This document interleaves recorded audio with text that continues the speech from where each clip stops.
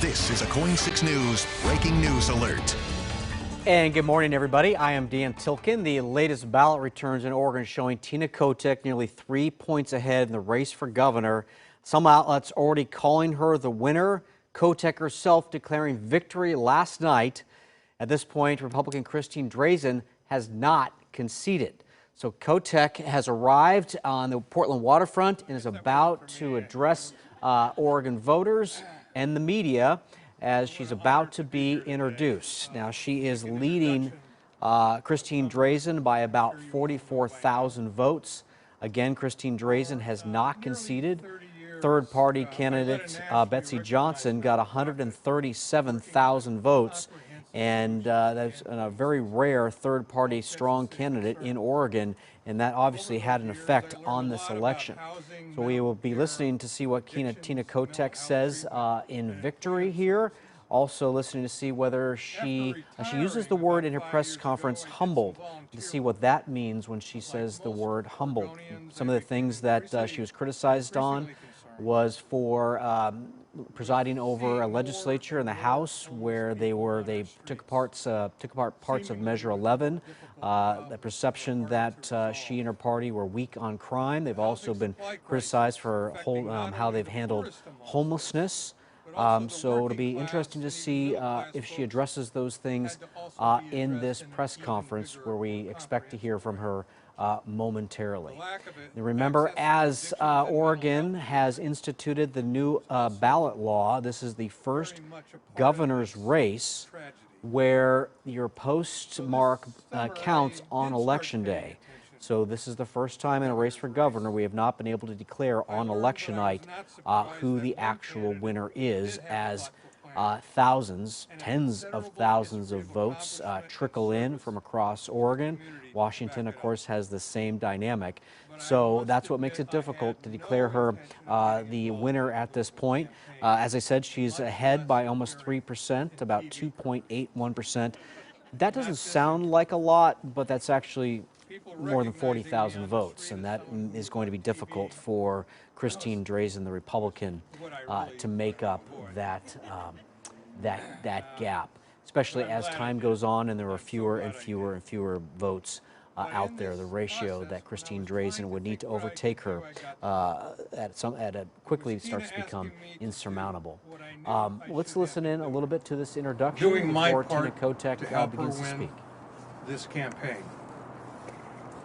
On several occasions, I had more time with Tina to learn about her plans.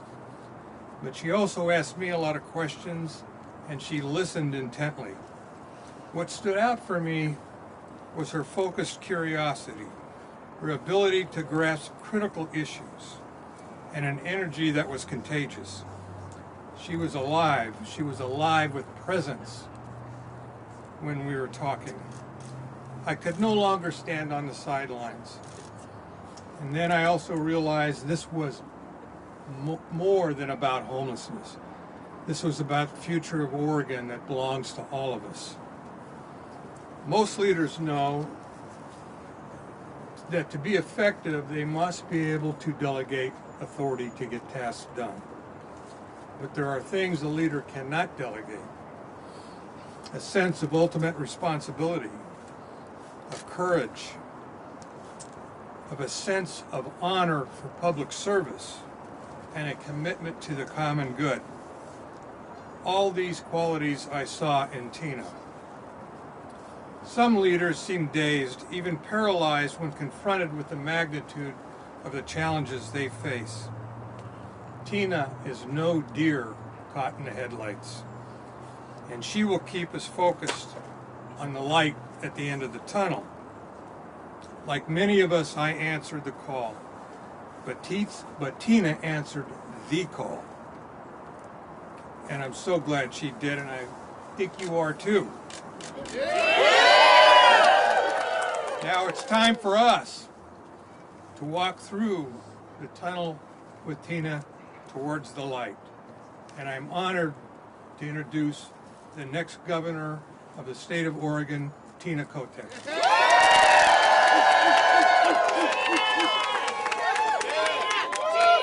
Tina!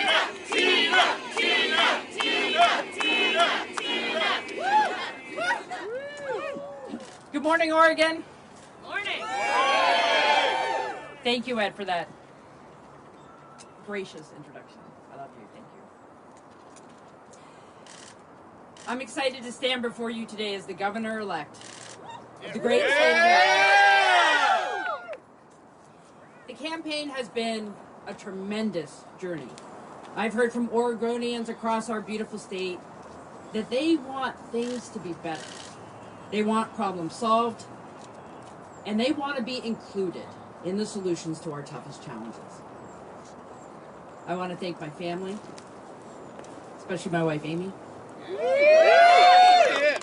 my team, the thousands of volunteers and supporters, and the voters for the privilege to serve as the next governor. I am honored and humbled by this opportunity to serve, and I will strive every day to be a force for positive change in our state. Now the election is over, and the really hard work begins. I've spoken with Christine Drazen and Betsy Johnson. I commend them for their public service and their hard-fought campaigns. I let them know that I'm going to focus on the problems that all three of us agree need fixing. Oregon is facing major challenges. We all know that. And I'm anxious to get to work.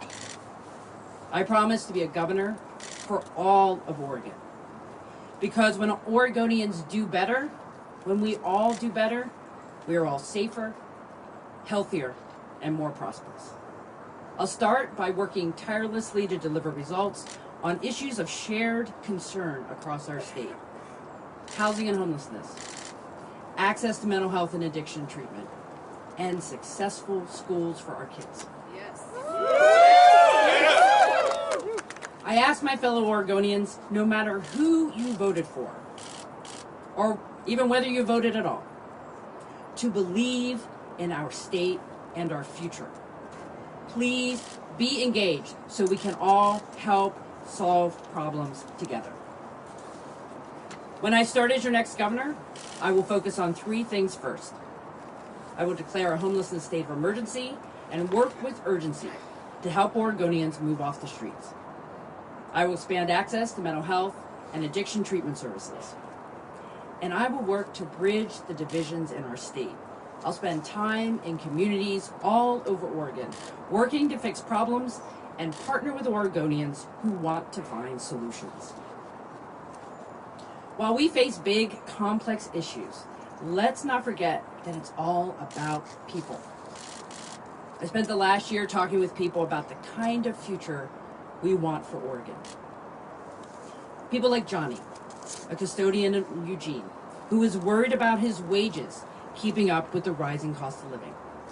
People like Becca, a mental health counselor in Portland, who is concerned about the workforce shortage that is making it almost impossible to meet the needs of Oregonians who are struggling with mental health or addiction. People like JP, a man who is transitioning from homelessness that I met in North Portland, who is hopeful that we will provide the same services and shelters that others need. People like Amy, a child care provider in Astoria, who is working hard every day, helping working families who desperately need to have affordable child care. People like Gervais, who is a volunteer on an abortion access line in Bend, who is concerned about Oregonians' access to reproductive health care with the overturning of Roe v. Wade. People like Kurt, a teacher in Hermiston, who is helping his students learn to build homes and wants to make sure we fully support career and technical education in our schools. Yes, please. And people like Paul, a farmer in the Applegate Valley in Southern Oregon, who knows we need to take immediate action to address climate change and the impacts of drought. These and so many other conversations were the energy that kept me going on the campaign trail. Oregonians are absolutely amazing, and they want things to get fixed. And these stories and their hopes and dreams will guide my work as your next governor.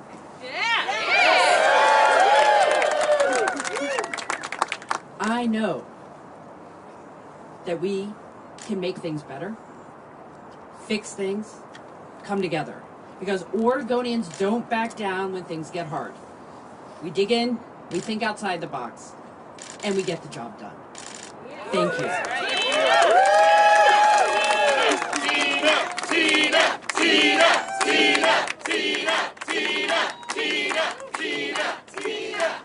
So before taking some questions, we're going to get down to work. I'm announcing my transition director this morning. We have about 60 days to set up the team to lead us into the next administration. My transition lead will be Tim Inman, who is a former chief of staff for me in the Speaker's office. He was born and raised on a farm in rural Oregon. Tim has a deep love for our state, and he is known for his collaborative approach to listening to all perspectives.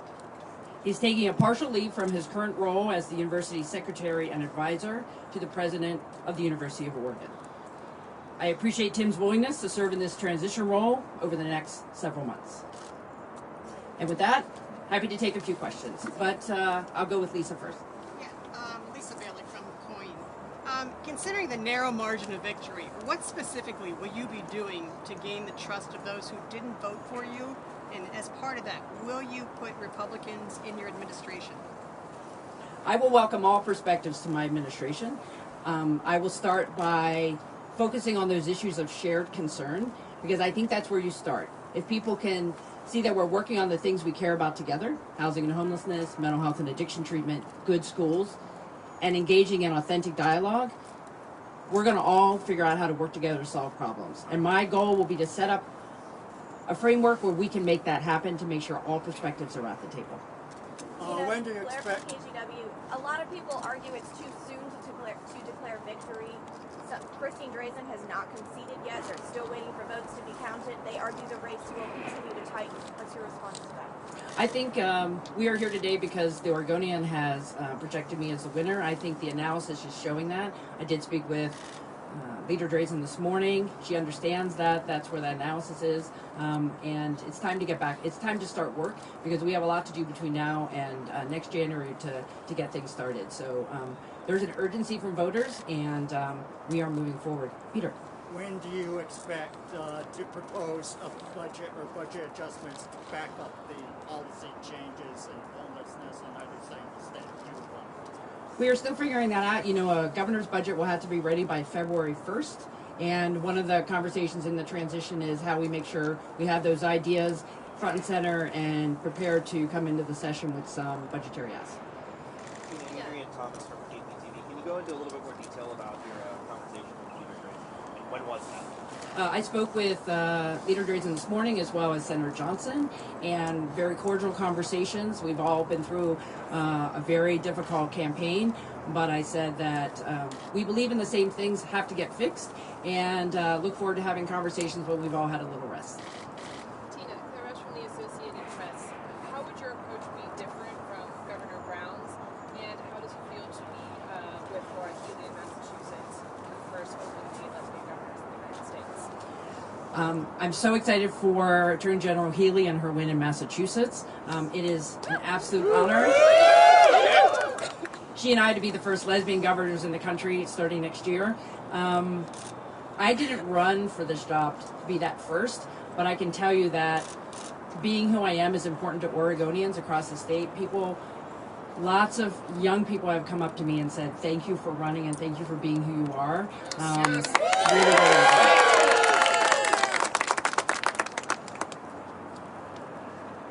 There's a new governor in January. My focus will be on the things that matter to Oregonians, and that is going to be housing and homelessness and mental health and addiction right off the bat, and that will be my focus going forward in the first months of my administration.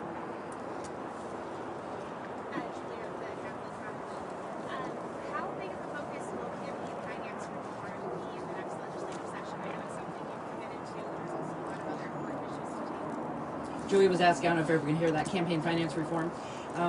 I was the only candidate in this race who had clear details of what I'd like to see in campaign contribution limits. I will be supporting the legislature in getting that done next year, and if not, we'll support efforts to go to the ballot. This race this year really shows the influence of big money in politics. particularly the contributions of one billionaire here in our state. We must have limits, and I look forward to working with advocates across the state to get that done next year. Do you have a timetable for what your transition team is going to recommend, other than naming the members? We are just starting to dig into the transition. For me, focusing first on making sure we have the right leaders in place at our agencies and within my office to hit the ground running in January, and doing a lot of listening to hear what people would like us to change, but it'll be, we'll be phasing that in. But we're just starting those conversations, but with Tim at the lead, I know we're going to have good conversations about it. Hi, good morning, with University of Portland. What's your message to the Latino community? And I say this because with the previous administration, it was very difficult to get something as simple as a press release from the office in Spanish. So what does Tina Kotek commit to the Latino community? Thank you for the question. Well, in our campaign, we did specific Spanish language outreach in our campaign. Oregon is a state of diversity and people who need to be part of the process. And as governor, making sure we continue to have that level of communication with our Latino community, because that community is the foundation of so many communities across our state, and look forward to working with groups who are on the ground working in those communities. One more question. Tina, just to follow up on crime, you didn't mention that in your speech. Why is that, and with close to 1,000 shootings here in Portland, where you live, is that going to be something that you're going to address, and how? I believe that making sure people are housed and being sure people have access to mental health and addiction treatment will help with some of the issues on the streets, but it's also enforcing the laws that we have around who should have access to firearms. I hope to have a meeting as early as next week with Mayor Wheeler, and it will be on the list. And you get one more. Heather Roberts with your Regular Radio News Network. Any plans to do any traveling during this transition, specifically to the counties that overwhelmingly voted for Drazen, trying to win them over before you start? Well, I definitely want to start that travel in the new year. The next 60 days is going to go very quickly. We have holidays coming up, but that will be part of the conversation with my transition team of how we set up an opportunity to travel to communities around the state in January and February, particularly talking about the issues of housing and homelessness and mental health and addiction, which I believe are issues around the state, and people will want to dig into those things as soon as possible. Thank you so much for being here today. Thank you to all my supporters. You've been listening to Tina Kotek, Speaker of the House, declaring victory in the race for governor, though Christine Drazen, the Republican, has not conceded yet. Tina Kotek said she would do three things immediately upon taking office: declare a homeless emergency, expand mental health and addiction, and bridge differences between Oregonians. Now, keep in mind the measure that blocks lawmakers from walking out of the legislature. She will now have that in her hip pocket to help her pass the Democrats' agenda.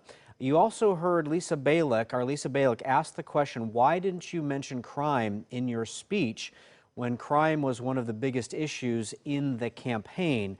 And then she did address that a little bit. It'll be interesting to see how she handles crime, because as Speaker of the House, she has sat over a legislative package over recent years that has weakened Measure 11, weakened the death penalty, and so she had tried to distance herself from some of that legislation by turning on Kate Brown. So it'll be interesting to see how she handles those things going forward. You heard a little bit. She and the governor from Massachusetts become the first openly lesbian governors of states in the United States, so that is history being made right there. She said she spoke to both Christine Drazen and Johnson, and she's told them she will focus on problems that all agree need fixing. She mentioned inflation, workforce shortages, abortion, child care, and climate change, among other things, and she promised to be a governor for all of Oregon. Remember, some counties in Oregon have voted that they want to leave Oregon and join Idaho. So she has a lot of challenges ahead of her. She does not take office until January, at the conclusion of Kate Brown's term.